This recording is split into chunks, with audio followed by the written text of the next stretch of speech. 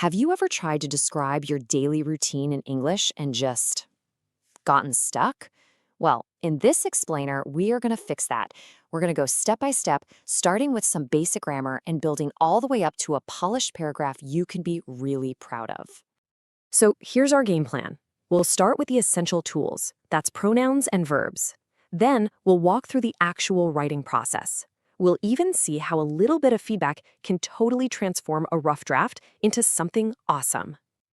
All right, first things first, we need our building blocks. Before we can write a good sentence, we have to know who or what we're talking about. And that, my friends, is where subject pronouns come in. So, what is a subject pronoun really? Think of it like a useful shortcut. Instead of saying, my friend goes to the store, my friend buys milk, you can just say, he buys milk. See? It makes your writing so much smoother and way less repetitive. And here they are, all in one place. You've got your singular pronouns, I, you, he, she, it, and then the plural ones, we, you, and they. These are basically the main characters we're going to use to build our sentences. Okay, now for a really, really important rule that catches a lot of people. You have to make a choice. You can either use the noun, like my brother, or you can use the pronoun, he. You can never, ever use both of them together as the subject. And here's exactly what I mean. Saying, my brother, he has a new car is a super common mistake. All you have to do is pick one. He has a new car, or my brother has a new car. Simple as that. Next up is our very special friend, the pronoun it. This little word is an absolute powerhouse in English.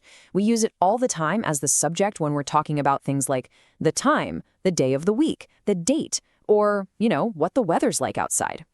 For instance, if someone asks you, what time is it? You'd say, it is 9 o'clock. Or to talk about the weather, it snows in the mountains. In all of these everyday sentences, it is our subject. Super useful. Okay, so we have our subjects. Now we need some action. When we talk about a daily routine, which is really just a bunch of habits, we use a specific verb tense called the simple present. The simple present is for anything that happens over and over again. Think about it.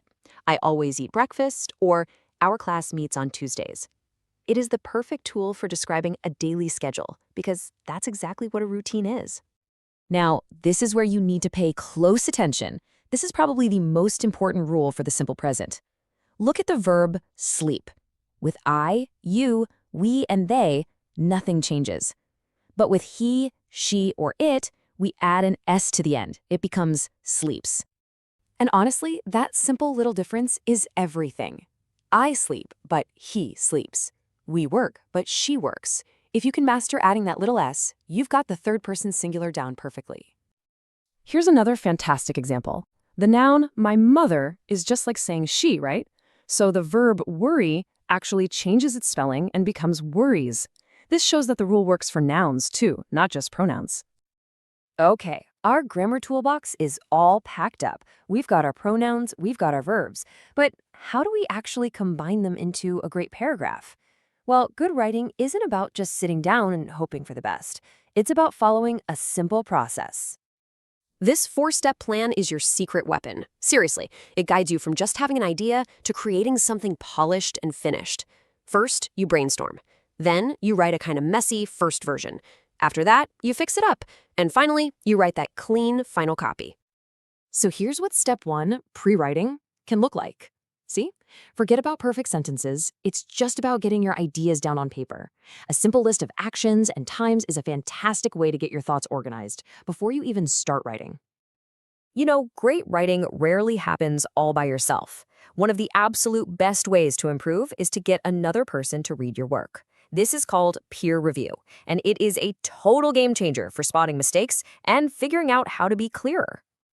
Let's look at a real-world example. This is Henry's first draft, and you can see all the helpful notes from his partner. They caught a spelling mistake, see hungry right there, and ask for more detail about his breakfast. This kind of feedback is pure gold. So when it's your turn to give feedback, what should you look for? Just focus on these 3 main areas. First, the ideas themselves. Does it all make sense? Second, the nuts and bolts. Check for grammar and spelling. And third, the format. Does it look right on the page? So, what happens after Henry gets all that helpful feedback? He goes back to his paragraph and makes it even better. Let's check out the incredible transformation that happens between that first draft and the second one. And here you can really see the power of the whole process. On the left, you've got the rough start with all its little issues, but look at the right, the final version. It's clean, it's corrected, and he even added more detail about his breakfast. It's just a much more interesting and complete paragraph now. So when you put it all together, you can see that writing a great paragraph isn't some kind of magic trick. It's a skill. It's about knowing the grammar, like using your pronouns right and remembering that third person S, and then trusting the process of drafting, getting feedback, and revising. And now it's your turn. Think about your own day for a second. What is the very first thing you do when you get up? Whatever that action is, that's the perfect first sentence for your own paragraph. Go on, give it a try.